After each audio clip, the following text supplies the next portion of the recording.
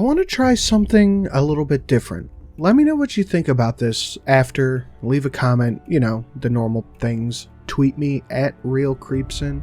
Let me know what you think about this.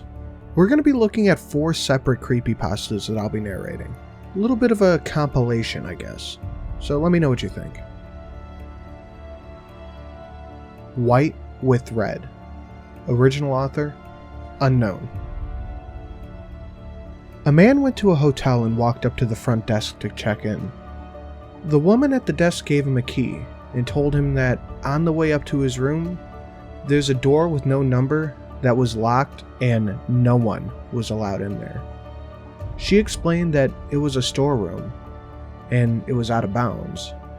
She reminded him of this several times before allowing him upstairs. So he followed the instructions of the woman at the front desk, going straight up to his room and going to bed. However, the instance of the woman had piqued his curiosity, so the next night he walked down the hall to the door and tried the handle. Sure enough, it was locked. So he bent down and looked through the wide keyhole. Cold air passed through, chilling his eye. What he saw was a hotel bedroom, much like his own. In the corner was a woman whose skin was incredibly pale. She was leaning her head against the wall, facing away from the door. He stared in confusion for a while. Was this a celebrity? The owner's daughter? He almost knocked on the door out of curiosity, but decided not to. As he was looking, the woman turned sharply and he jumped back from the door. Hoping she wouldn't suspect he had been spying on her, he crept away from the door and walked back to his room. The next day, he returned to the door to look through the open keyhole. This time, all he saw was redness. He couldn't make anything besides the distinct red color, unmoving. Perhaps the inhabitants of the room knew he was spying on them the night before, and had blocked the keyhole with something red. He felt embarrassed that he had made the woman so uncomfortable, and he hoped that she hadn't made a complaint to the woman at the front desk. At this point, he decided to consult her for more information. After some gentle quizzing and the promise that an explanation would go no further than him, she finally broke down and said, "Well, I might as well tell you the story of what happened in that room. A long time ago, a man murdered his wife in there, and we find that even now people get uncomfortable staying in there. But these people weren't ordinary. They were white all over, all white, except for their eyes, which were red."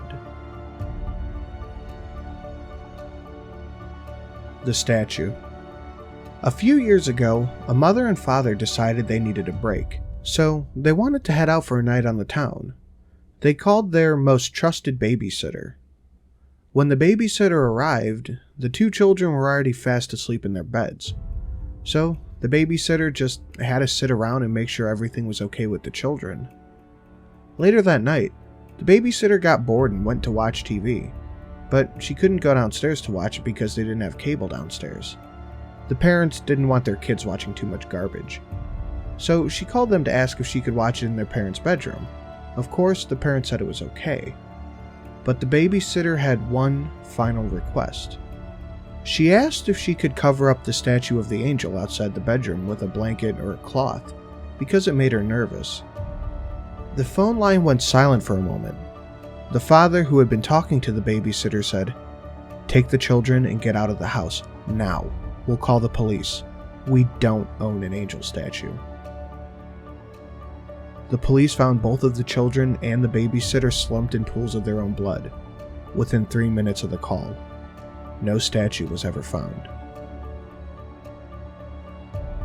Where the bad kids go. I must have been 6 or 7 when I lived in Lebanon.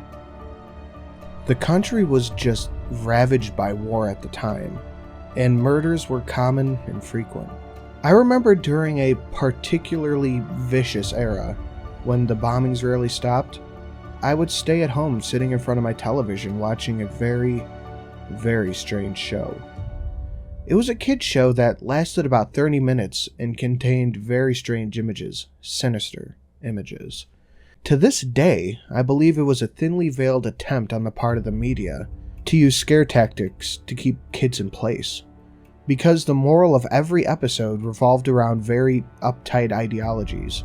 Stuff like, bad kids stay up late, bad kids have their hands under the covers when they sleep, bad kids steal food from the refrigerator at night. It was very weird to say the least, and in Arabic to top it all off. I didn't understand much of it, but for the most part, the images were very graphic and comprehensive. The thing that stuck out to me the most, however, was the closing scene. It remained for much of the episode. The camera would zoom in on an old, rusted, closed door.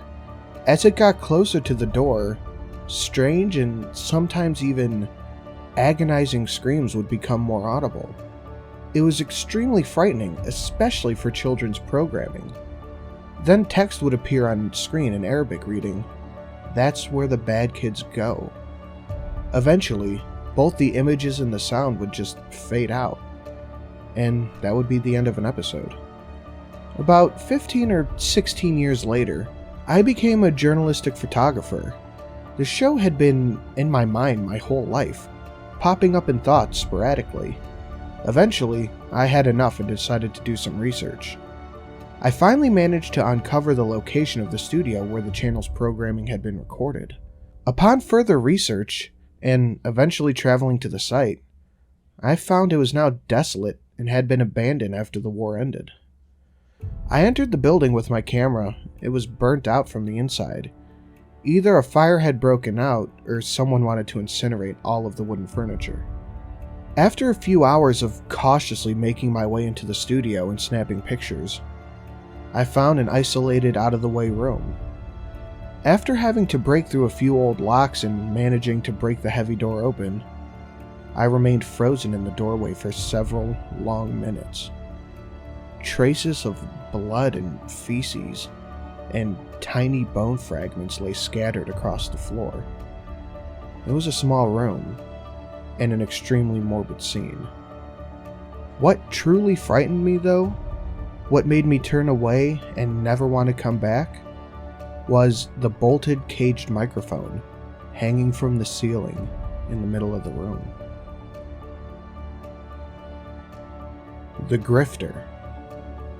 The Grifter is an alleged video that was first mentioned somewhere on 4chan's X image board. Watching it is said to be a soul-rendering experience, far more horrible than anything one could imagine. The image on the right contains screenshots of some of the scenes in the video.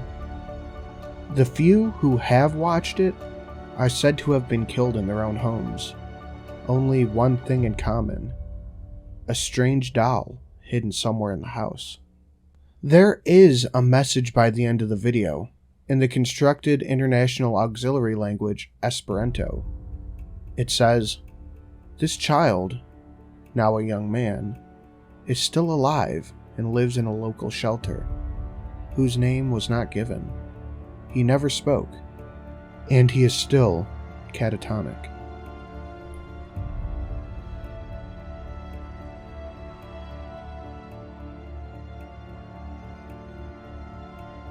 Guys, if you enjoyed this, please let me know what you think. I might do more like this, or I might scrap this completely.